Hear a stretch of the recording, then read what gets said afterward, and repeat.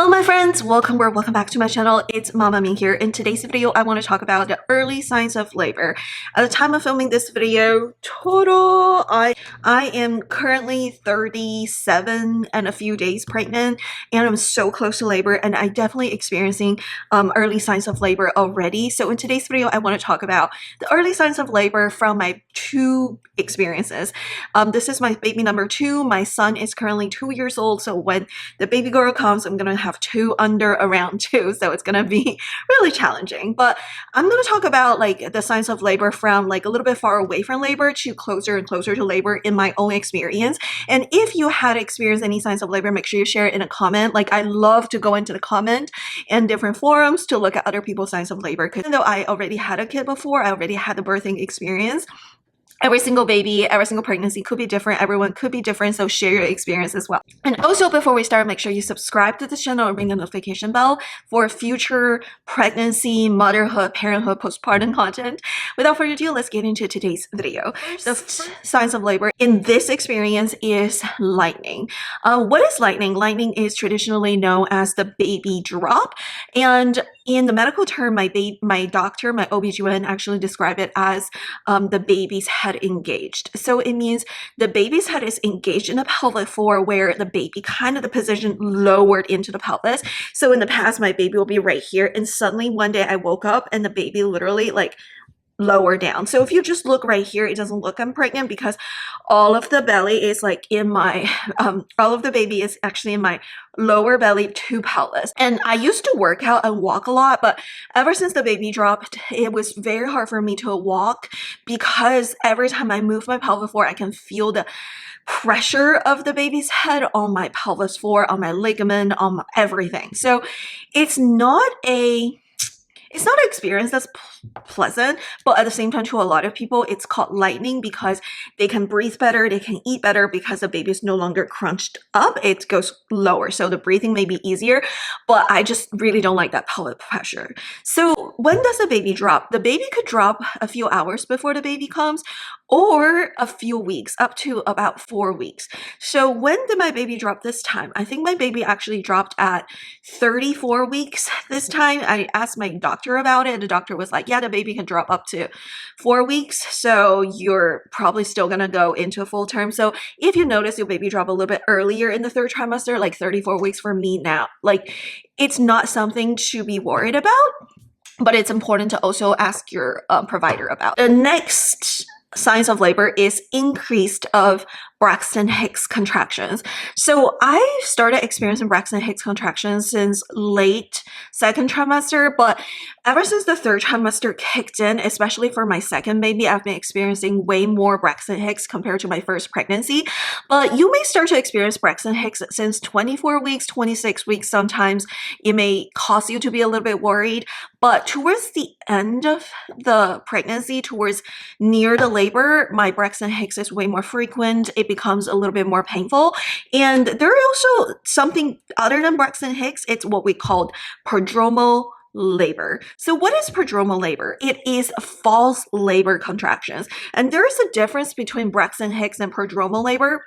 So Braxton Hicks usually comes out of nowhere, and it's usually lasts for between 1 minute to 2 minutes, and it's like very irregular. It comes in and it just disappears. So I will be driving my baby to school, or I will be taking a walk, or I will be like working, or I'll be like doing something in the house, and suddenly I had a little cramps, I had a little contractions, and afterwards, after 1 to 2 minutes, it just disappeared. And also Braxton Hicks, usually if you do something, it will stop.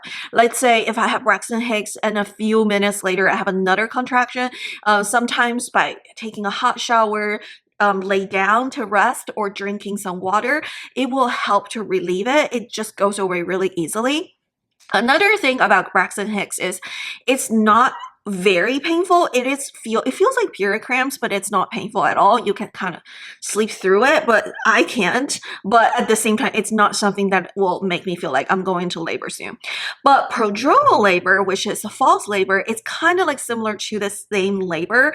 It can be a little bit painful. It comes in intervals, and it's 1 minute, and then you wait for like maybe 10 minutes, 12 minutes, and then you have another contraction, and then you wait for another another 10-12 minutes, you have another contraction. It comes in intervals. So everything about prodromal, like false labor, is very similar to real labor. The difference is prodromal labor, it never progresses. Like for me, I was experiencing like twice. I experienced 2 episodes of it already. I have contractions in 10 minutes, another contractions 10 minutes. I was waiting for the contractions to go closer and closer and closer, and it wouldn't. Versus real labor, it will progress from every 10 minutes to every 8 minutes to every 7 minutes. So if you're experiencing prodromal labor, time it. If it doesn't progress, it will eventually taper down. But I usually have the false labor episode about 1 week, maybe within 2 weeks before the actual labor. So if you're experiencing false labor episode, it means maybe your labor is in a week or two. Because to me, in my last time, I had a very scary false labor episode in the middle of the night, and 4 days later my baby was born. So it was like within a week for me, but for some people it could be about 10 days. The next signs of labor is what they called nesting. So for nesting, it's kind of interesting because some people never experienced it and other people, they go crazy nesting. I didn't feel like I was nesting in my first pregnancy, but this one I felt the urge of nesting. But let me tell you what really nesting is. It's basically a psychological thing plus a little bit of a hormonal thing. So what I notice when it's closer to my labor, usually within a week or 2 weeks of labor, I notice that my progesterone actually decreased.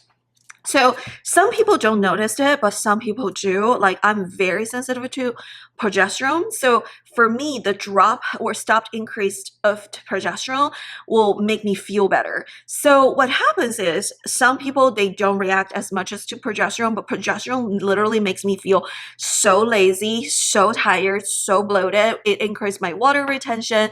It makes me feel like I don't want to do anything. And progesterone literally makes me feel like I'm a little bit depressed. So that's why I'm never on progesterone related birth control, just because I personally I'm very sensitive for progesterone. But for me, within a week or two before the baby comes, I can feel that my progesterone stopped increasing and I can feel the drop of my progesterone. So these are my symptoms of the dropping of progesterones.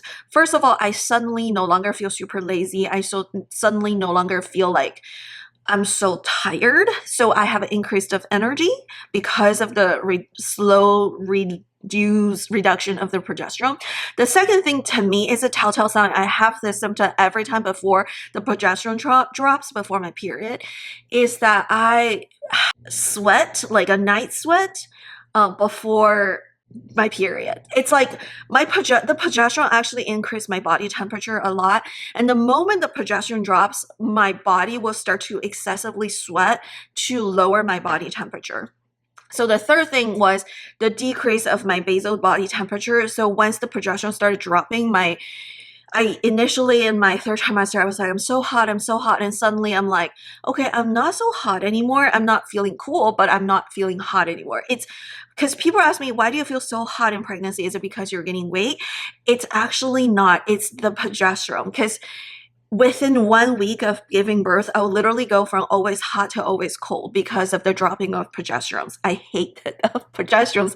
I hate the effect of progesterone on my body. So when the progesterone started dropping is when I started to feel like more energy, but more night sweats, dropping of basal body temperature. So after my progesterone started dropping, I no longer feel as tired. I no longer feel as lazy. So I felt more motivated to do nesting in terms of like getting the house ready for the baby. So for me, the nesting instinct, actually it's a psychological, because I always wanted to get the house ready, but I'm just too tired and lazy. But after the progesterone dropped, I had a little burst of energy.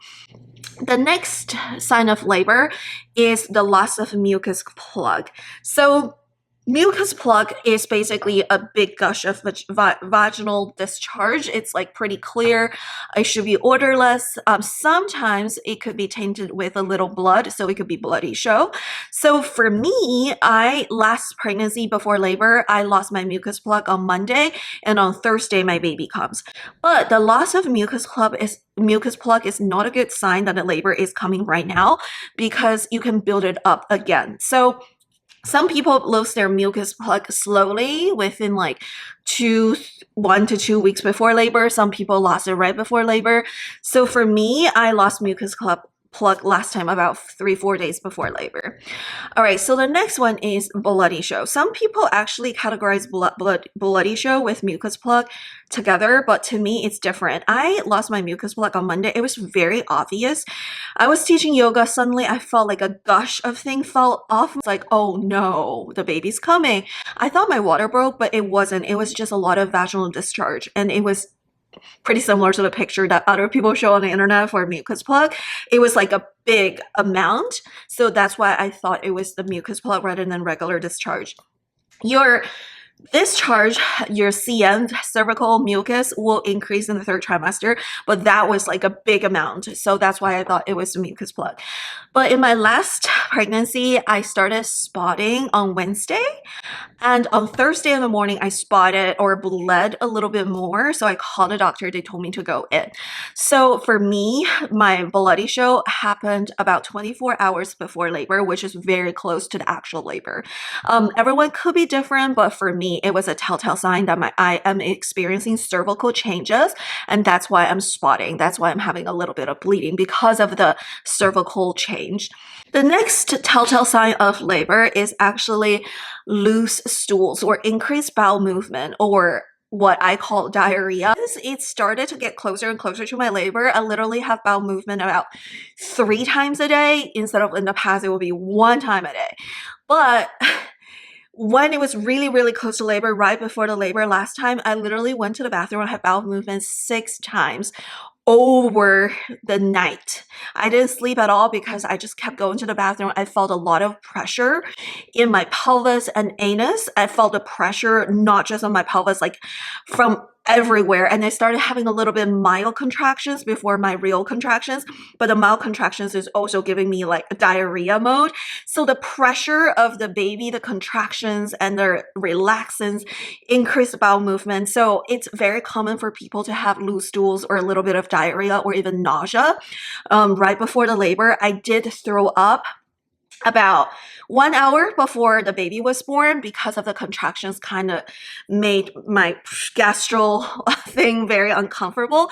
So for me, the loose stools kind of happen towards the end of the 3rd trimester.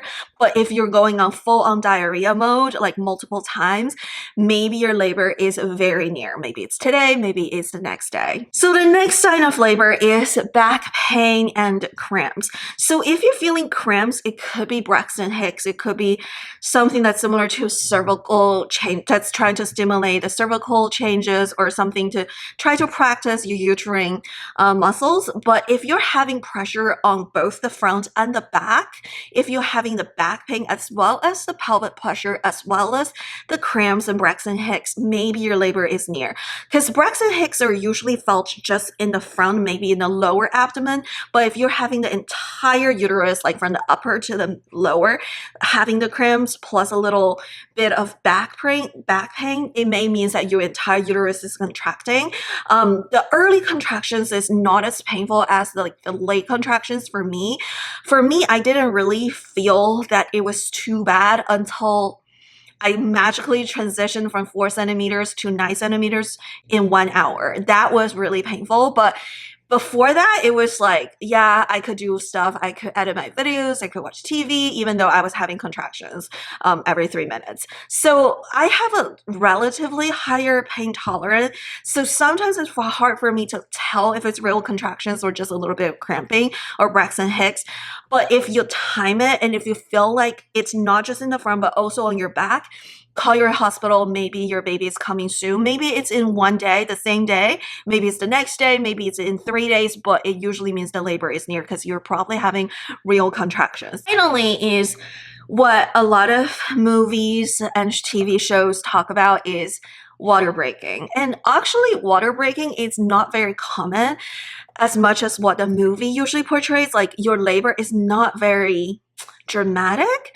I would say if I'm in labor in the house, I don't feel like it's an emergency. compared to if I'm like out and about, like I need to find someone to drive me home to grab my hospital bag and to grab to the hospital. So I feel like a water breaking for some of my friends. I asked a lot of my friends, they did have a water break before they go into labor.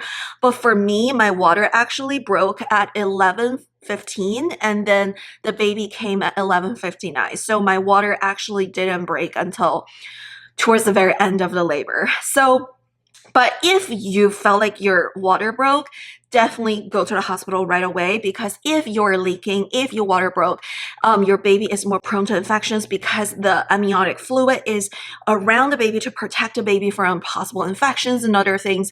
So if you are experiencing leaking or water broke, make sure you go to the hospital right away to be monitored, to be make sure that the baby is not in distress. Water breaking is definitely a kind of emergency situation. Go to the hospital right away to monitor the baby will be the best bet, compared to like if you're just experiencing contractions every 10 minutes, every 9 minutes, every 8 minutes.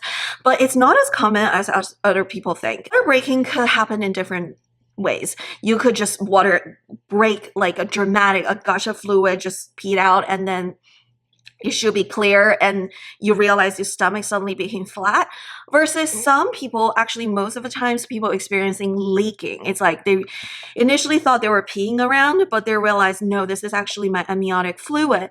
If that happens, try to use a pad to catch some of the fluid, so when you go to the hospital, they can test the fluid to make sure it's amniotic fluid. So if you're experiencing water breaking, call your doctor, go to the hospital right away. So yeah, these are the signs of labor. So my telltale sign of labor is definitely the false labor episodes, definitely telltale sign. Spotting or bloody show for me is telltale sign.